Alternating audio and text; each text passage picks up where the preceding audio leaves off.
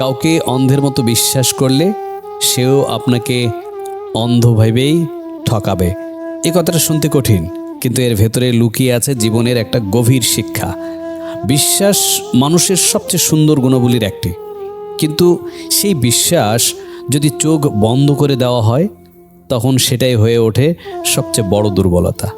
আমরা অনেক সময় কাউকে এতটা আপন মনে করি যে তার প্রতিটি কথাই সত্য মনে হয়, তার প্রতিটি কাজই আমরা কোনো ভুল দেখি না।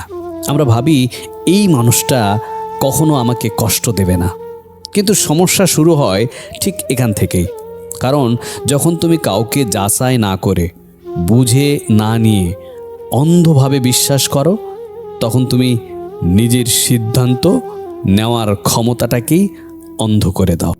অন্ধ বিশ্বাস মানে নিজের চোখ বন্ধ করে দেওয়া। আর যখন তুমি নিজেই চোখ বন্ধ করে রাখো, তখন কেউ যদি তোমাকে ভুল পথে নিয়ে যায়, সেটার দায় কেবল তার নয়, তোমারও।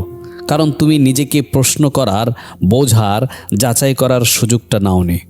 বিশ্বাস করতে হবে, কিন্তু সেটা হতে হবে সচেতনভাবে। কাউকে সময় দাও, তার আচরণ দেখো, তার কথার সাথে কাজের মিল খুঁজে দেখো। যারা সত্যিকারের আপনার, তারা কখনো আপনার বিশ্বাসের সুযোগ নেবে না। আর যারা সুযোগ নেয়, তারা আসলে কখনো আপনারই ছিল না। জীবনে এমন অভিজ্ঞতা অনেকেরই আছে বা অনেকের হয়, যেখানে প্রিয় মানুষই সবচেয়ে বড় আঘাতটা দেয়।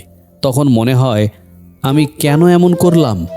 কিন্তু এই ভুলটাই তোমাকে শেখায় বিশ্বাস করতে হয় চোখ খুলে, হৃদয় দিয়ে নয়, শুধু মাথা দিয়েও।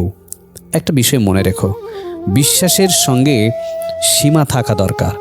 সবাইকে নিজের সব কিছু জানানো, নিজের দুর্বলতা উন্মুক্ত করে দেওয়া, এটা বুদ্ধিমানের কাজ নয়।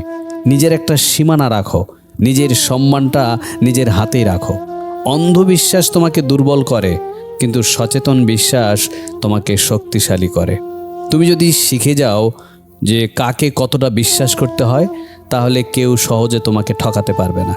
তাই নিজেকে এমনভাবে গড়ে তোলো যাতে তুমি ভালোবাসতে পারো, বিশ্বাস করতে পারো, কিন্তু নিজের বুদ্ধি আর আত্মসম্মান হারিয়ে নয়। কারণ তুমি শুধু কারো বিশ্বাস করার জন্য তৈরি হওনি, তুমি নিজের মূল্য বোঝার জন্যও তৈরি হয়েছ। তাই শেষে একটা কথা বলি, অন্ধভাবে বিশ্বাস করো না, চোখ খুলে বিশ্বাস করতে শেখো। কারণ বিশ্বাস সুন্দর, কিন্তু সচেতন বিশ্বাসই তোমাকে নিরাপদ রাখে আর তোমাকে সত্যিকারের শক্তিশালী মানুষে পরিণত করে।